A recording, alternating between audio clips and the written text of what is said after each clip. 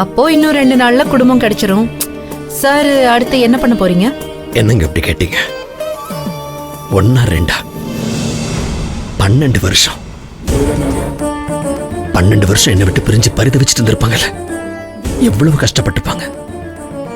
முதல்ல அவங்கள பார்த்து நிறைய மன்னிப்பு கேட்கணும். அப்புறம் எனக்கு குழந்தைங்கன்னு இருந்தா அவங்களுக்கும் நம்ம மதி கௌதம் வயசு தான் இருக்கும்.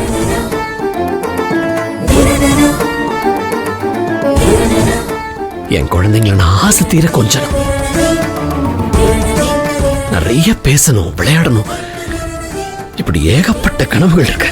இந்த 2 நாள் எப்ப கழியும் காத்துட்டு இருக்கேன். சரி, என் கதையை விடுங்க, உங்க கதைக்கு வாங்க. அதாங்க அன்னைக்கு கோவில்ல வச்சு உங்ககிட்ட பேசினேன். வாசு சார் நீங்க இப்ப கல்யாணம் பண்ணிக்க போறீங்க? 3 மாசத்துலயா இல்லதுக்கு முன்னாடியேவா? அது நடக்கிறப்ப பாருங்க எப்பன்னு. ஆட, என்ன எப்படி சொல்றீங்க? வேற எப்படிங்க சொல்ல? நீங்க நினைக்கிற மாதிரி இது மனசும் ஒத்து போற கல்யாணம் இல்லைங்க. பிள்ளைங்களோட சந்தோஷத்துக்காக, பெரியவங்களோட விருப்பத்துக்காக நடக்க போற கல்யாணம், அவ்வளவுதான். அதுக்குன்னு எங்க 2 பேருக்கும் பிடிக்காமலாம் இல்ல. அவர் மேல எனக்கு அதிகப்படியான மரியாதை இருக்கு. அவருக்கும் என் மேல ஒரு அக்கறை இருக்கு.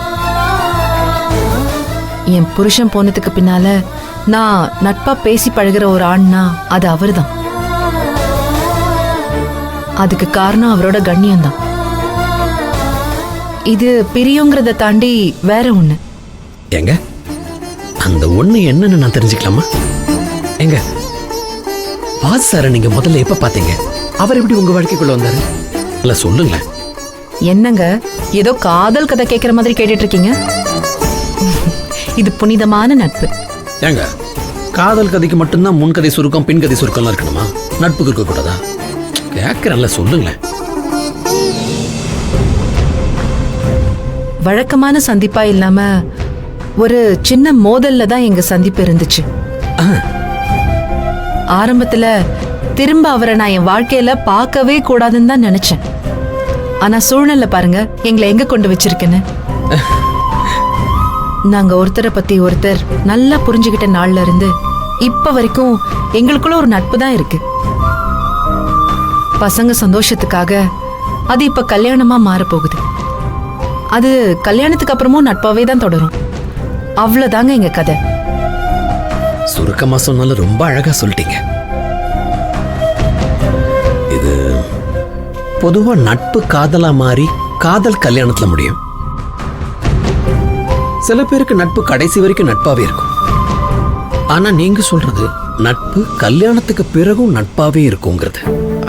ஆனா நட்பு கல்யாணத்துக்கு அப்புறமும் நட்பாவே இருக்கிறது அவ்வளவு சரி கிடையாதுங்க. உங்களுக்குள்ள அன்பும் மலரணும். குழந்தைங்க சந்தோஷம், பெரியவங்க சந்தோஷத்துக்கு நடுவுல உங்க சந்தோஷத்தை தொலைச்சிடாதீங்க.